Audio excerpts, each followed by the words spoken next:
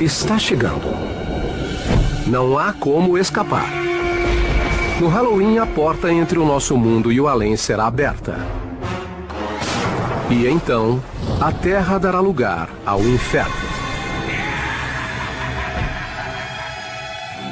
As pessoas gostam de pregar peças desde que o Halloween surgiu. Mas há quanto tempo ele existe?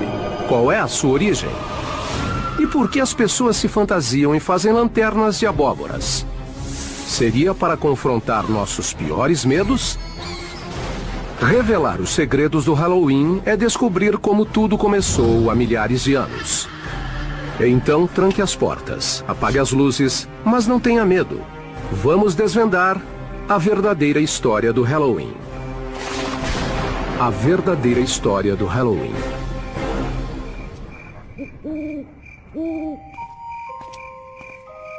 Como descrever o Dia das Bruxas sem parecer maluco? Crianças mascaradas batem à nossa porta e nos ameaçam. Em troca, nós lhes damos doces. Mas por quê? Por que esculpimos rostos em abóboras e colocamos velas dentro delas? E por que enfeitamos a casa com tumbas e caixões? A verdade é que sentimos grande prazer em assustar uns aos outros. E matar de medo. No Halloween você é outra pessoa, serve para sair de sua própria pele. E acho que toleramos isso porque sabemos que é só por uma noite.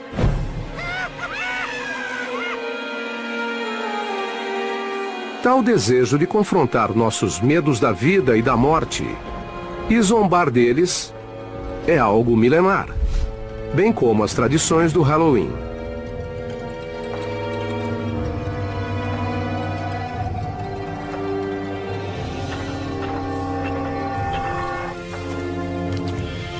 Quando o Halloween teve início? A origem dessa data vem do calendário celta, quando as antigas tribos celtas dividiram o ano entre metade luz e metade trevas. E um feriado deles, o Samhain, foi o precursor do Halloween, e marcava o início da metade das trevas.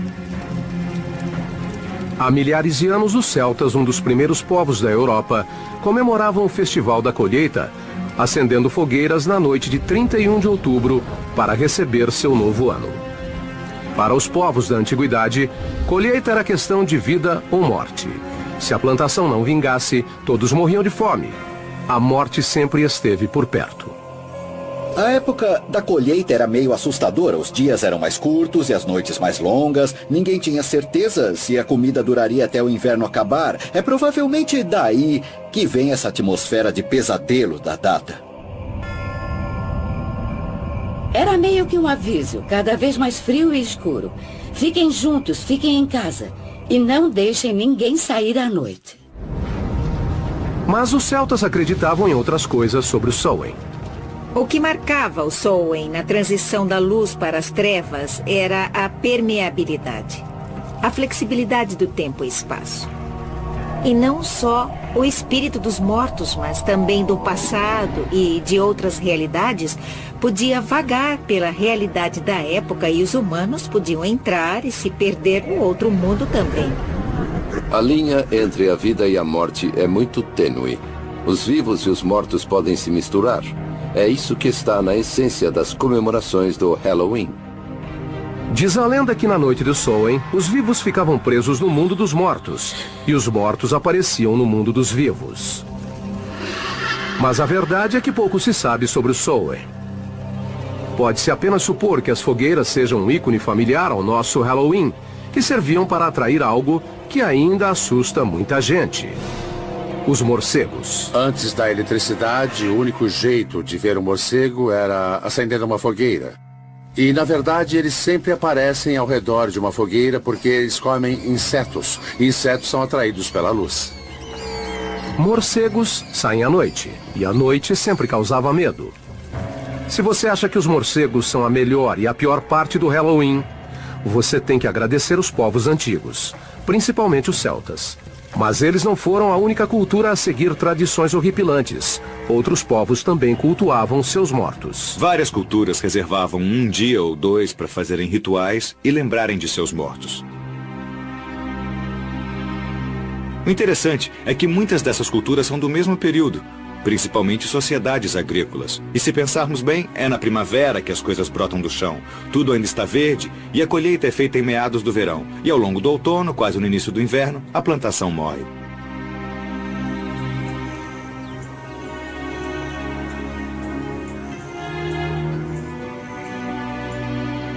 Mas como essa antiga tradição sobreviveu à era moderna? Na cultura ocidental, entre todos os povos, ela foi cultivada principalmente pelos cristãos. Em uma estranha mudança de rumo, com o desenvolvimento do cristianismo, eles adotaram e modificaram tradições folclóricas ao invés de criarem suas próprias. Assim era muito mais fácil converter os pagãos. Um dos festivais pagãos mais importantes a passar por uma remodelagem foi a Lemúria, festival em que se acalmava o espírito dos mortos e culminava no dia 13 de maio. De todas as celebrações aos mortos do calendário romano, a Lemúria era a mais assustadora. Nesse evento, as chamadas larvas, ou fantasma dos mortos, apareciam para aterrorizar os vivos. Para acalmar os mortos, os romanos despejavam leite nos túmulos ou deixavam pequenos bolos como oferta. Em 609 da era cristã, a igreja incorporou a Lemúria e transformou o 13 de maio no Dia de Todos os Santos. Data em homenagem aos principais mártires do cristianismo. A instituição da data foi uma tentativa de cristianizar um festival pagão e, ao mesmo tempo, manter a essência de uma comemoração tão antiga.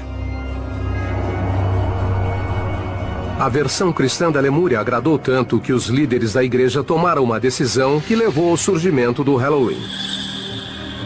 Eles transferiram o Dia de Todos os Santos para o primeiro dia de novembro, um dia depois das comemorações do Samhain pagão. Como caía na noite de 31 de outubro, véspera do Dia de Todos os Santos, as pessoas começaram a chamar o Samhain de All Hallows Evening, ou Noite de Todos os Santos em inglês. O nome foi abreviado para All Hallows Eve e finalmente para Halloween. Para demonstrar controle, a igreja se adiantou e criou um feriado em homenagem não só aos mártires, mas a todos os cristãos mortos. Assim, 2 de novembro virou o Dia de Finados, feriado sancionado pela Igreja Católica. Foi muito importante para o Halloween, porque é onde se retoma a associação com os finados e com a morte e com o sobrenatural. Então, agradeça à Igreja Católica pela natureza assustadora do Halloween. Mas espere, ainda tem mais. A Igreja também ajudou a estabelecer a tradição do doce ou travessura. Tudo começou em um dia de finados na Idade Média, quando padres pediram aos fiéis que rezassem pelas almas que eles chamaram de purgatório. O purgatório não era um lugar agradável, não era horrível como o inferno, mas era igualmente assustador. E as almas também sofriam lá. Felizmente, os fiéis podiam interceder. Era só rezar pelas almas do purgatório. Mas como tirar as almas do purgatório? De acordo com a Igreja Católica, se os fiéis rezassem o bastante, poderiam mandar uma alma para o céu.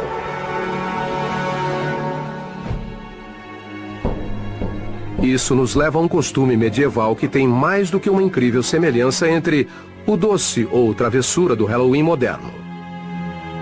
As crianças saíam pedindo bolinho das almas, um tipo de muffin de uvas passas. Em troca, as crianças se ofereciam para rezar pelas almas do purgatório.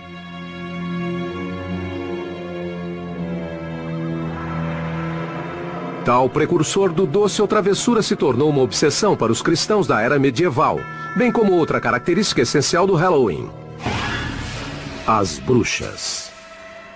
Na Idade Média fazia total sentido acreditar que existiam bruxas e demônios. E se existissem, seriam eles os responsáveis pelas coisas ruins do mundo. Fazia sentido caçá-los e acabar com eles. Era assim que viam o mundo. Uma histeria coletiva no século XVI ajudou a confirmar a aparência das bruxas, que para muitos é o ícone do Halloween. Geralmente mulheres, as bruxas eram vistas como ajudantes de Satã. Elas eram algo como curandeiras, e as lendas foram passando oralmente ao longo das gerações. Até que, em algum momento, isso começou a levantar suspeitas entre os religiosos com quem conviviam.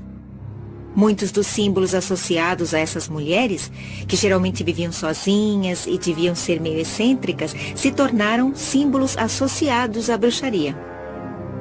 À medida que cada vez mais mulheres eram acusadas de bruxaria, seus utensílios de cozinha ganharam dimensões sinistras e se tornaram ícones do Halloween.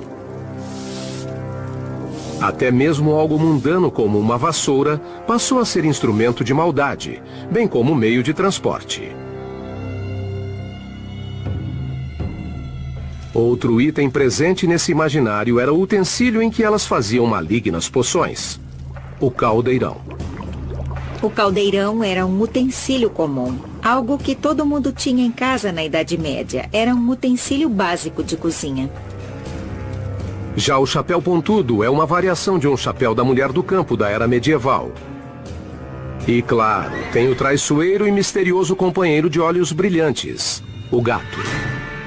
Não surpreende que os gatos sejam associados a bruxas e ao Halloween. Eles são meio enigmáticos. Não dá pra saber o que se passa na cabeça deles. Além disso, ficavam perto do fogão a lenha e das vassouras, e por isso são associados à bruxaria e também ao Halloween. Gatos pretos e bruxas, tumbas e fantasmas. Os elementos do maior e mais assustador festival dos Estados Unidos começavam a tomar forma. Tais ícones logo ganhariam o resto do mundo e ajudaram a criar a mística que conhecemos até hoje.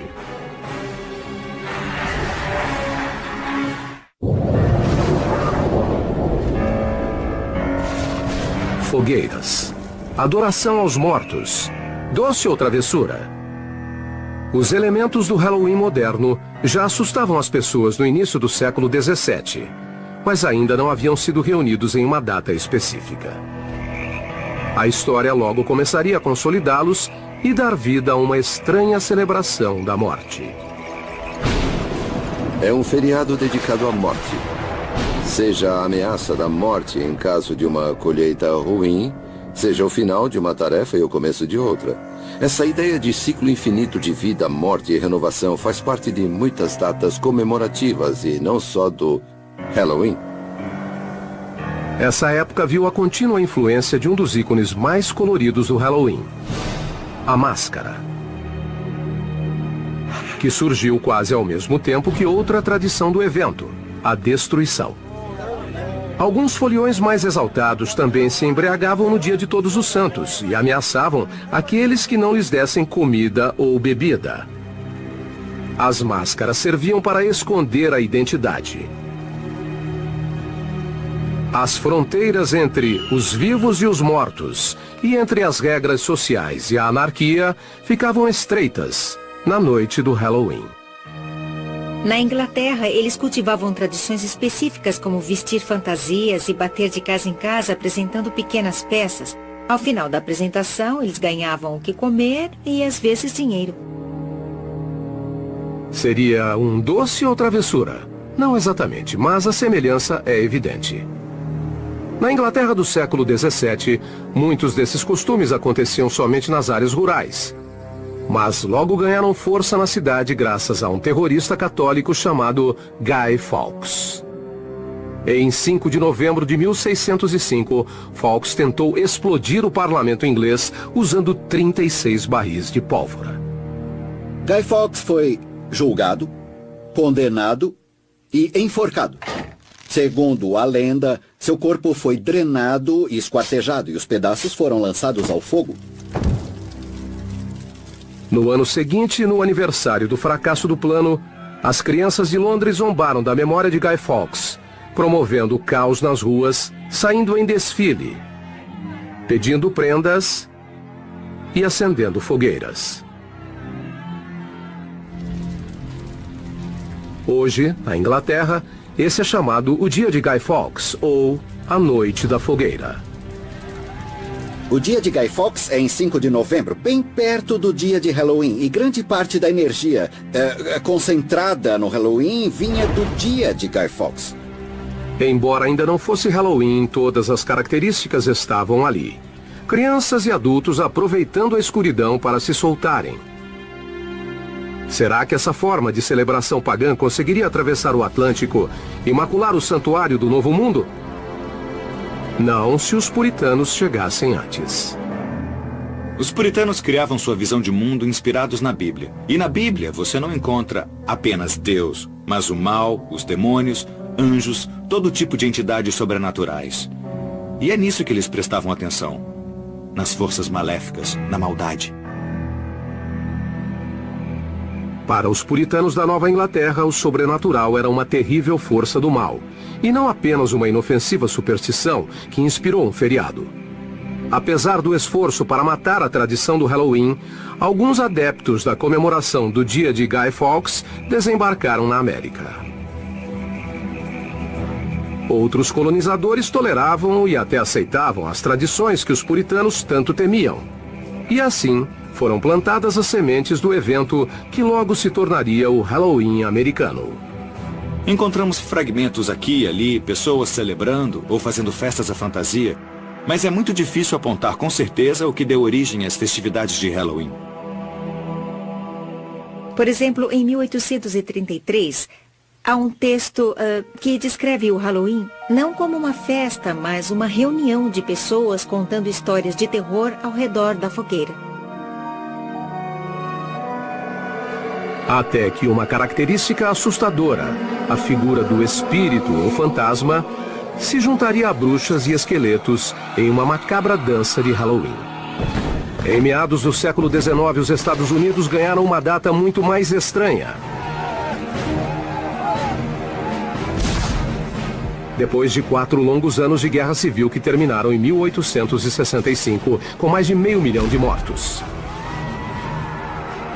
Havia tantos indigentes, tantos corpos irreconhecíveis nos campos de guerra civil, que o país ficou obcecado pela morte. Grande parte dos soldados foi enterrada sem identificação. Ninguém sabe o que aconteceu com eles. E a população achava que eles poderiam voltar, que talvez não estivessem mortos. Faz sentido pensar que as pessoas contavam histórias de fantasma. E as primeiras histórias desse tipo eram sobre soldados que voltavam para casa. Foi nessa época que o Halloween teve início nos Estados Unidos. Depois da Guerra Civil, quando imigrantes escoceses e irlandeses levaram seus costumes rurais do velho para o Novo Mundo e ajudaram a estabelecer tradições de Halloween genuinamente americanas. Os escoceses não achavam essa noite tão medonha assim. Naquela época, a figura do bicho-papão ainda nem existia. O bicho-papão era a denominação geral para uma entidade amórfica que assustava crianças. Se escondia embaixo da cama, batia na janela e ficava à espreita em cercas e portões. As crianças acreditavam que o bicho-papão morava no portão e que na noite de Halloween, quando elas cruzassem aquele portão, ele estaria sentado ali esperando para pegá-las. A lanterna de abóbora, marca registrada do Halloween, também começou como uma tradição europeia. Mas a primeira versão não foi esculpida em uma abóbora. Existe uma lenda sobre um homem apelidado de Jack Miserável. Jack era um encrenqueiro e foi um homem tão ruim que conseguiu ser expulso do inferno, o que não é muito fácil de conseguir. Mas o diabo teve pena dele e lhe deu uma brasa de carvão tirada do fogo do inferno, para que ele se guiasse. Jack pegou a brasa, colocou dentro de um nabo sem miolo e saiu andando por aí. Foi assim que surgiu a lenda de Jack e a lanterna. Em uma antiga tradição europeia, crianças esculpiam lanternas em nabos e colocavam velas dentro deles. A primeira referência da lanterna de abóbora nos Estados Unidos vem de Nathaniel Hawthorne, que em Histórias Contadas 2 Vezes descreve um casaco velho, cheio de furos, que quando colocado contra a luz brilha igual a lanterna de Jack Miserável. A tradição da lanterna foi modificada nos Estados Unidos. O nabo do Velho Mundo foi substituído pela abóbora, grande e macia. E o Halloween finalmente ganhou a sua marca registrada. Na época da Guerra Civil, a prática de entalhar abóboras com expressões faciais já era conhecida. O Velho Mundo usava um tubérculo duro e pequeno, que o Novo Mundo substituiu por uma vistosa e redonda abóbora. A colheita de abóboras geralmente acontecia na época do Halloween, e as crianças perceberam que a lanterna podia ser uma ótima ferramenta para pregar peças na noite de Halloween. As crianças viram como era legal fazer lanternas. Era só pegar uma abóbora, tirar o miolo e colocar uma vela dentro. Depois espetavam um cabo nela, cobriam com um lençol e saíam por aí assustando. Ver uma figura dessas pela janela é algo que dá muito medo. A lanterna de abóbora se tornou o rosto do Halloween. Além disso, os imigrantes escoceses e irlandeses levaram para a América uma mistura de brincadeira e vandalismo na prática de jogar pedra nas casas. No Halloween, no início do século XX, a juventude americana esperava ansiosa por uma noite cheia de confusões e enrascadas.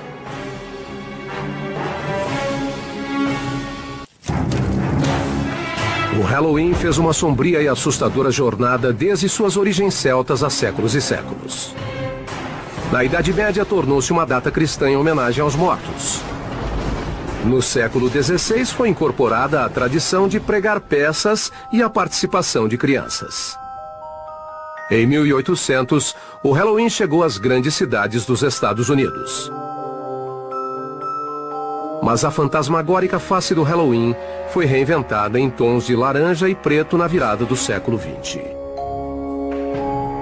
Pela primeira vez, artistas da época reuniram elementos macabros e associaram ao evento. Esqueletos, teias de aranha, lanternas de abóbora e morcegos. Foram eles quem definiram o visual do Halloween que conhecemos até hoje. Entre esses ícones estão os fantasmas e lençóis brancos. Aquele lençol que os fantasmas usam vem da mortalha, o pano em que os cadáveres eram enrolados para serem sepultados. E a lanterna de abóbora. A boca escancarada é uma alusão à face da morte, bem como o buraco triangular do nariz. Mesmo quando a expressão é de alegria, ainda há uma conotação da morte na imagem. Os demônios com chifres vêm da descrição medieval de Satã. E as bruxas, da histeria da caça a feiticeiras que assolou a Europa e a América puritana. As bruxas se tornaram populares na primeira parte do século XX e foram incorporadas ao Halloween de forma natural. Mas houve uma mudança na maneira com que as bruxas eram retratadas. No século XIX, elas pareciam velhas, tinham um nariz enorme e aquela verruga peculiar. Já as bruxas do século XX eram um pouco mais bonitas. E isso torna o Halloween não menos assustador, mas um pouco mais malicioso. E além de modernizar antigas tradições, o Halloween também criou novos costumes, embora mais macabros. Será que a festividade perdeu sentido na virada do século? Para o desgosto de autoridades e donos de propriedades, a resposta é sim. A gente saía para aprontar um monte de traquinagens. Naquela época, os carros pareciam bugs. Os meninos maiores pegavam um bug e subiam em um monte de feno. Depois, mais uns 10 garotos iam empurrando o monte acima e deixavam o bug lá em cima. Era divertido. E nunca ninguém fez nada realmente destrutivo. Só travessuras. Mas muitos consideravam essas brincadeiras destrutivas. Geralmente pregadas por adolescentes, as peças invadiram cidades como Chicago e Filadélfia. Na década de 1920, o Halloween começou a adquirir traços caóticos. E as travessuras ficavam mais perigosas. As travessuras iam além de apenas tacar abóboras. As crianças pegavam sabão e passavam nos trilhos para que os bondes descarrilassem e os passageiros se machucassem. Elas tiravam as escadas móveis da porta das pessoas para que elas caíssem. Provocavam incêndios, apedrejavam janelas e faziam todo tipo de ação destrutiva. Na comunidade rural, os jovens desmontavam carroças e as remontavam em telhados. Também abriam as porteiras de fazendas para que os animais escapassem. Uma travessura tão popular em algumas regiões que na véspera de Halloween era chamada de Noite da Porteira. Em outros lugares era a Noite das Diabruras, ou a Noite Infernal. Durante a Grande Depressão, as travessuras eram em parte produto de uma fase de desespero ou uma desculpa para extravasar. Mas o país já estava cheio de problemas e muitas comunidades não conseguiam nem comprar comida, quanto mais limpar a bagunça deixada por vândalos. O Halloween de 1933 foi apelidado pelos jornais de Halloween Negro, por causa da destruição que muitas cidades sofreram. Os jovens deixaram de fazer brincadeiras inocentes para estourar postes de luz, incendiar casas e quebrar vidros de carros. Para continuar existindo, o Halloween teria que passar por mudanças. Escolas, departamentos de polícia e outros grupos civis promoveram com consciência e pulso firme a ideia de um Halloween mais tranquilo. Os grupos inventavam vários tipos de atividades para divertir as crianças. Festas nas ruas, concursos de fantasia, jogos. Tudo para evitar que elas vandalizassem e voltassem a se divertir. Empresas como a Denison e a Bristol também contribuíram com a causa civil. A Denison lançou uma série de livros temáticos chamada Boogie Books, que ensinava maneiras de transformar o Halloween em uma noite mais festiva e menos violenta. A Denison foi uma das primeiras empresas a perceber que o Halloween podia ser muito lucrativo. Os produtos temáticos que eles lançavam eram vendidos no varejo em drogarias de todos os Estados Unidos. Eles também foram pioneiros no lançamento de máscaras e fantasias de papel. Era a primeira vez que fabricavam roupas especialmente para a ocasião do Halloween. Antes disso, as fantasias eram feitas em casa. Quando eu era criança, não existia fantasia de Halloween como existe hoje. A gente vestia um casaco com jeans ou uma roupa mais surrada e ninguém saía para comprar uma vestimenta especialmente para a ocasião. A gente dava um jeito de se vestir e chamar atenção. Apesar de sofisticadas e muito mais modernas que a versão caseira, as fantasias de papel tinham suas desvantagens. Infelizmente, as roupas eram inflamáveis. E, pesquisando, fiquei surpreso com o número de notícias da época sobre fantasias que pegaram fogo. Outras empresas logo entraram no ramo de fantasias infantis para o Halloween e começaram a produzir peças mais duráveis. A Sears começou a vender fantasias por volta de 1930 e não parou mais. As fantasias eram inspiradas em coisas engraçadas e até personagens de radionovelas. Havia modelos para festas, para desfiles na rua, para festas na escola e na igreja.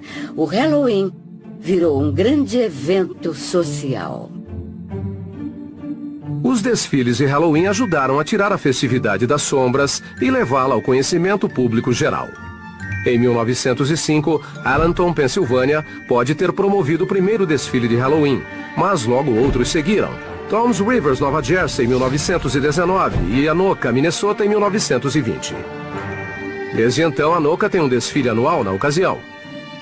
Na verdade, a cidade se auto-intitula Capital Mundial do Halloween.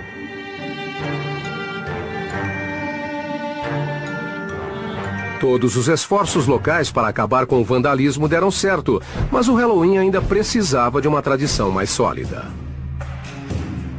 O que não demorou em acontecer, embora a nova tradição fosse a variação de um antigo tema.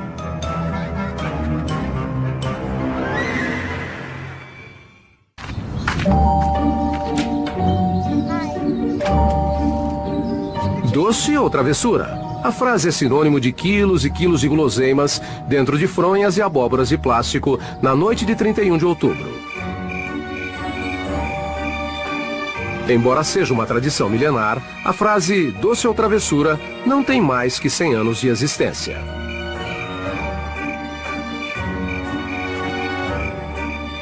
O doce ou travessura é algo recente. As pessoas acham que existe há milênios, mas não existe. Na verdade, essa tradição tem menos de 80 anos, eu acho.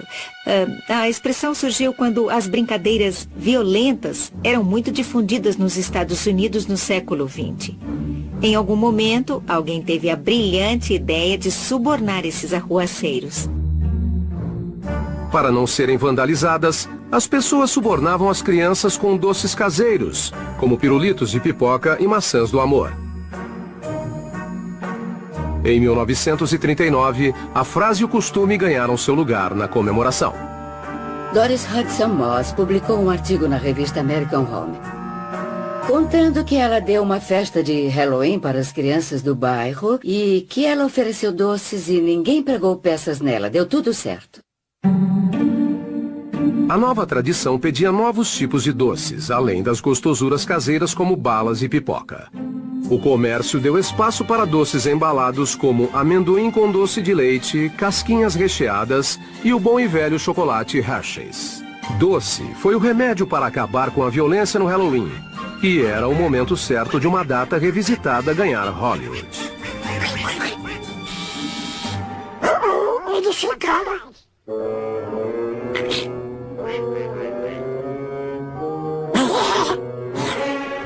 Olá, meninos! Doce travessura! Pra você e pra você. Obrigado, Donald! O Halloween tornava-se um fenômeno cultural. Um festival nacional com milhões de pessoas celebrando a alegria de ganhar toneladas de doce industrializado. Eu adorava o Halloween quando era criança. Eu participava de tudo. Adorava os rituais, adorava as travessuras, as diabruras que eu fazia. Adorava me fantasiar, pedir doces nas casas e também tinham as festas. Era tudo fantástico. Em 1996, o Halloween encontrou o caminho por onde todas as culturas passam. A televisão. A nova onda pop chegou ao horário nobre e os Estados Unidos saíram em busca de doces com a turma do Charlie Brown. A ideia da Grande Abóbora surgiu nos quadrinhos e quando o Charlie Shoes decidiu que seria engraçado se uma das crianças confundisse algum feriado.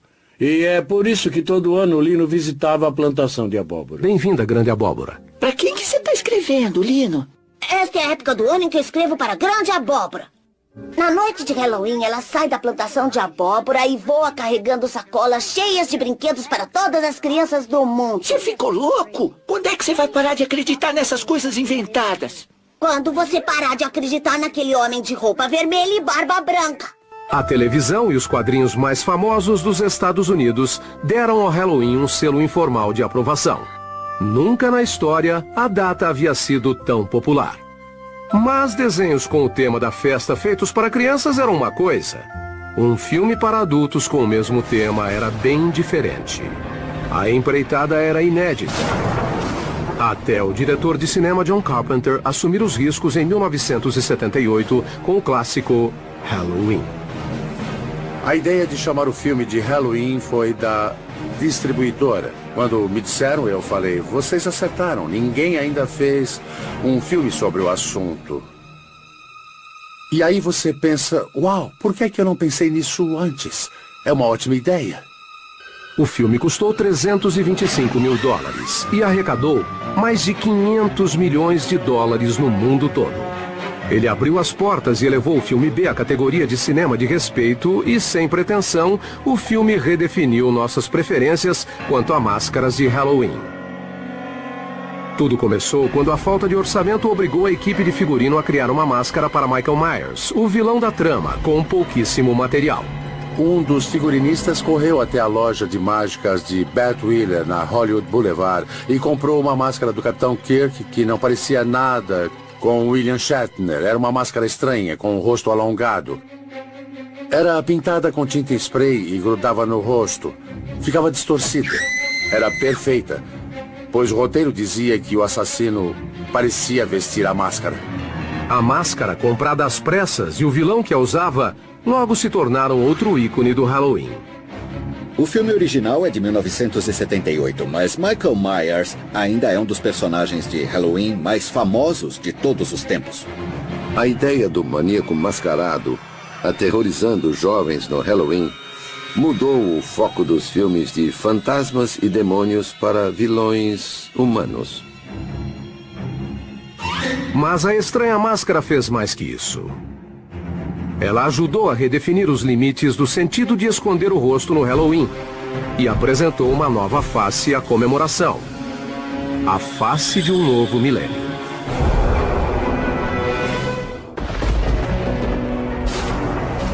Durante séculos, foliões usaram máscaras e fantasias para esconder a identidade. Hoje, trata-se de um negócio multimilionário. A Halloween Towns, em Burbank, Califórnia, é a mais famosa das lojas temáticas. Funciona o ano todo e atende com satisfação clientes que precisam se disfarçar. Inauguramos a loja há 10 anos e queríamos fazer algo especial, então decidimos abrir o ano inteiro. Uma loja permanente, com um ambiente assustador e produtos de qualidade. Isso deixa os clientes com vontade de fazer compras de Halloween. A loja está repleta de produtos temáticos, mas o carro-chefe da Halloween Towns é a máscara. Temos dezenas de máscaras. Temos as melhores máscaras de zumbis e de palhaços. Máscaras e fantasias sempre foram ótimas desculpas para se liberar, para mudar de comportamento.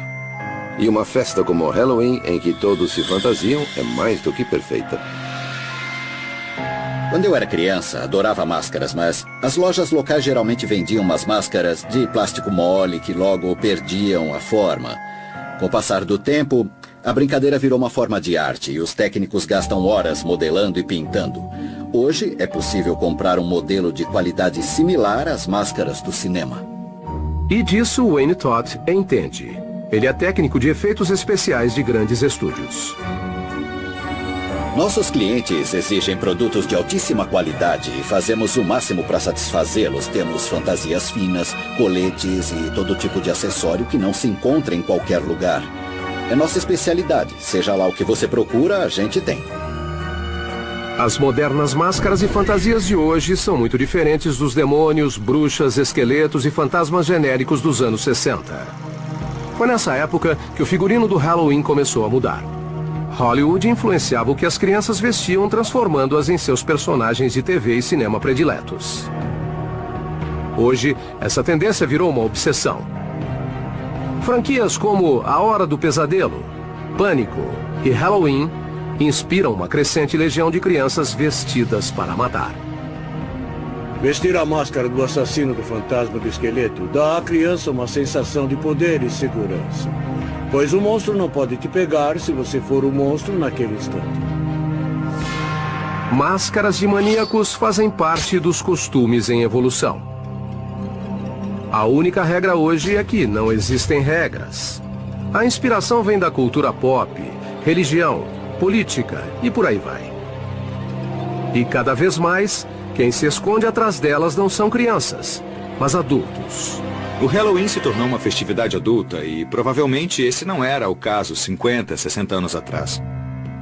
É evidente que esse é um dia em que as pessoas podem ser quem geralmente não são. Elas se escondem atrás de uma máscara, usam roupas que nunca usariam no resto do ano e se divertem com isso. A verdade é que o Halloween do século XXI é uma festa mais dedicada a adultos que dedicada a crianças. Adultos que comemoravam quando crianças sentem muita saudade do Halloween. E o Halloween foi mudado e virou uma comemoração para adultos.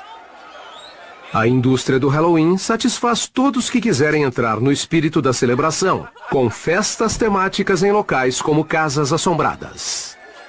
Há 50 anos, quando alguém não tinha mais idade para pedir doce ou fazer travessura, ficava em casa dando docinho para as crianças.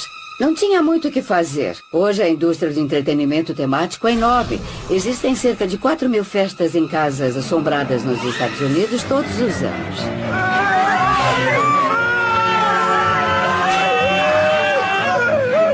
Eu adorava casas assombradas. Me fascinavam e me aterrorizavam na infância.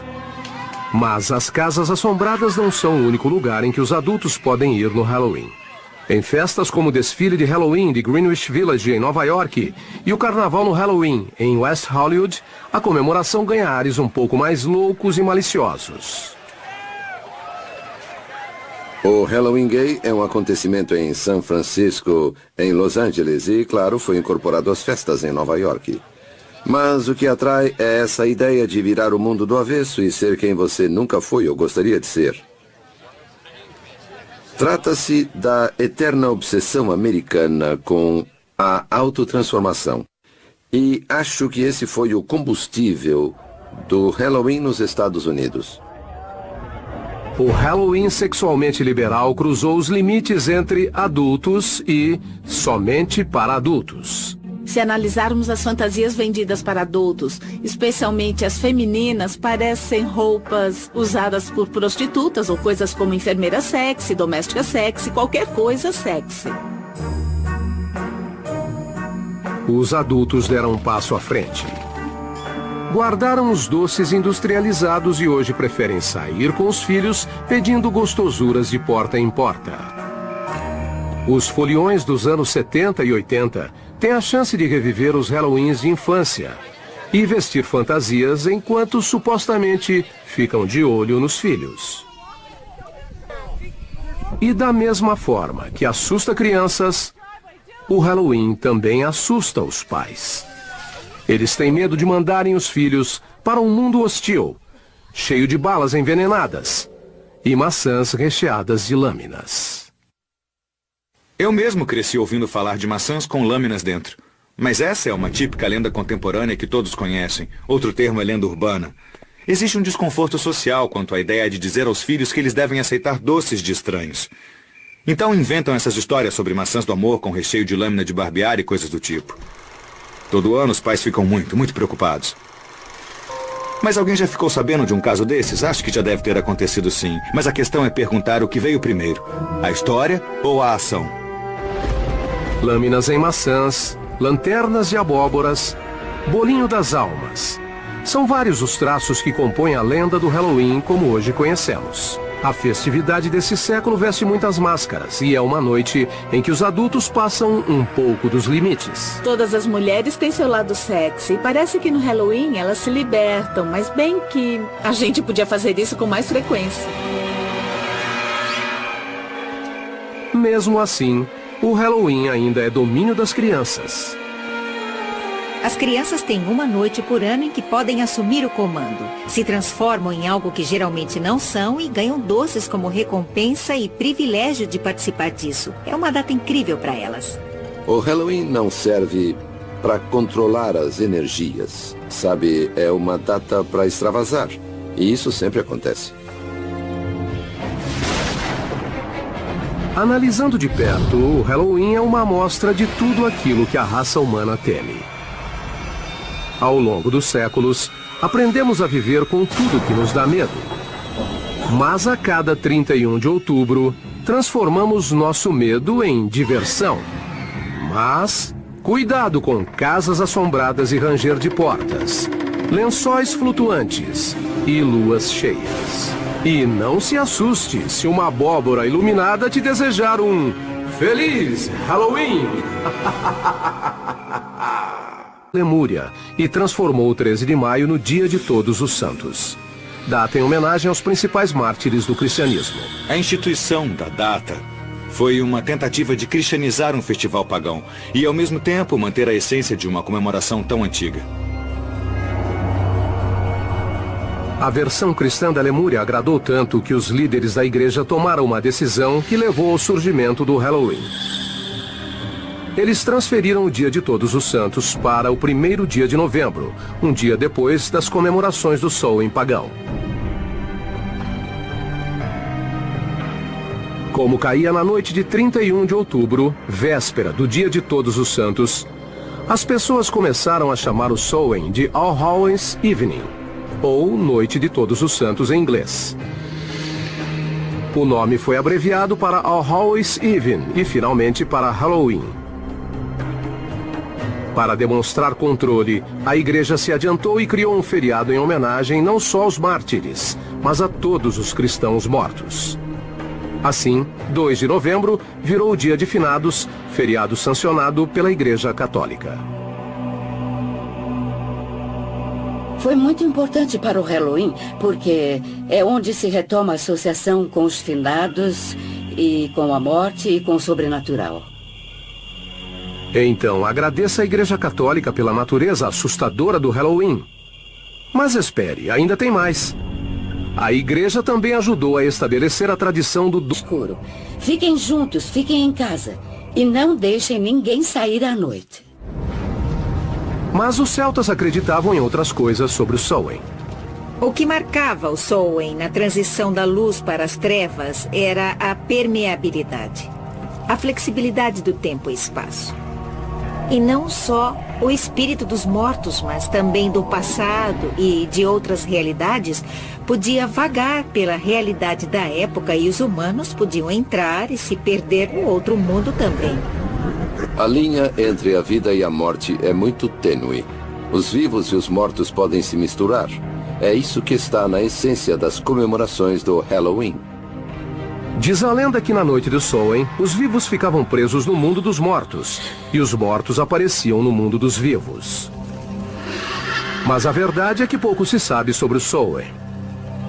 Pode-se apenas supor que as fogueiras sejam um ícone familiar ao nosso Halloween, que serviam para atrair algo que ainda assusta muita gente: os morcegos. Antes da eletricidade, o único jeito de ver um morcego era acendendo uma fogueira. E, na verdade, eles sempre aparecem ao redor de uma fogueira porque eles comem insetos. E insetos são atraídos pela luz. Morcegos saem à noite, e a noite sempre causava medo. Se você acha que os morcegos são a melhor e a pior parte do Halloween, você tem que agradecer os povos antigos, principalmente os celtas. Mas eles não foram a única cultura a seguir tradições horripilantes. Outros povos também cultuavam seus mortos. Várias culturas reservavam um dia ou dois para fazerem rituais e lembrarem de seus mortos. O interessante é que muitas dessas culturas são do mesmo período, principalmente sociedades agrícolas. E se pensarmos bem, é na primavera que as coisas brotam do chão. Tudo ainda está verde e a colheita é feita em meados do verão. E ao longo do outono, quase no início do inverno, a plantação morre.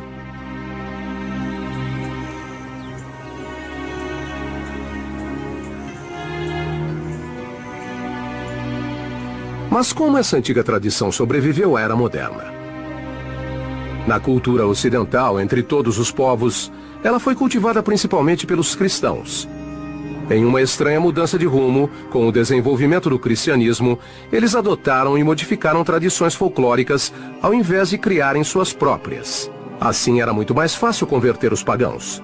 Um dos festivais pagãos mais importantes a passar por uma remodelagem foi a Lemúria, festival em que se acalmava o espírito dos mortos e culminava no dia 13 de maio. De todas as celebrações aos mortos do calendário romano, a Lemúria era a mais assustadora. Nesse evento, as chamadas larvas, ou fantasma dos mortos, apareciam para aterrorizar os vivos. Para acalmar os mortos, os romanos despejavam leite nos túmulos ou deixavam pequenos bolos como oferta. Em 609 da era cristã, a igreja incorporou a... Se é outra pessoa, serve para sair de sua própria pele. E acho que toleramos isso porque sabemos que é só por uma noite.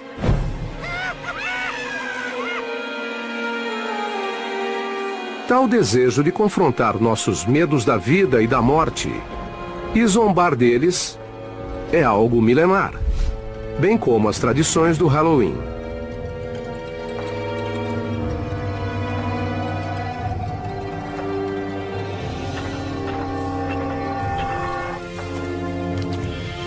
Quando o Halloween teve início?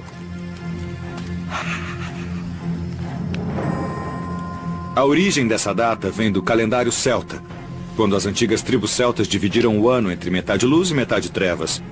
E um feriado deles, o Samhain, foi o precursor do Halloween, e marcava o início da metade das trevas. Há milhares de anos, os celtas, um dos primeiros povos da Europa, comemoravam o festival da colheita, acendendo fogueiras na noite de 31 de outubro para receber seu novo ano. Para os povos da antiguidade, colheita era questão de vida ou morte. Se a plantação não vingasse, todos morriam de fome. A morte sempre esteve por perto. A época da colheita era meio assustadora. Os dias eram mais curtos e as noites mais longas. Ninguém tinha certeza se a comida duraria até o inverno acabar. É provavelmente daí que vem essa atmosfera de pesadelo da data. Era meio que um aviso, cada vez mais frio e...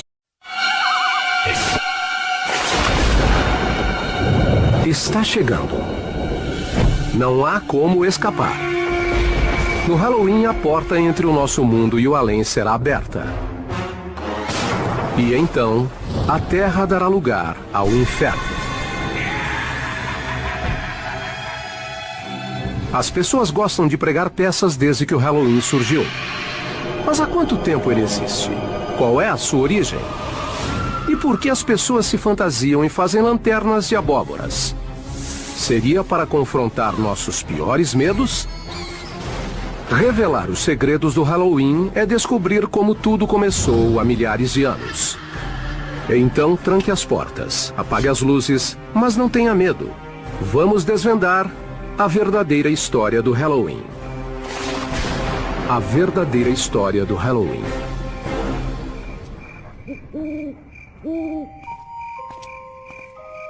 Como descrever o Dia das Bruxas sem parecer maluco? Crianças mascaradas batem à nossa porta e nos ameaçam. Em troca, nós lhes damos doces. Mas por quê? Por que esculpimos rostos em abóboras e colocamos velas dentro delas? E por que enfeitamos a casa com tumbas e caixões? A verdade é que sentimos grande prazer em assustar uns aos outros e matar de medo. No Halloween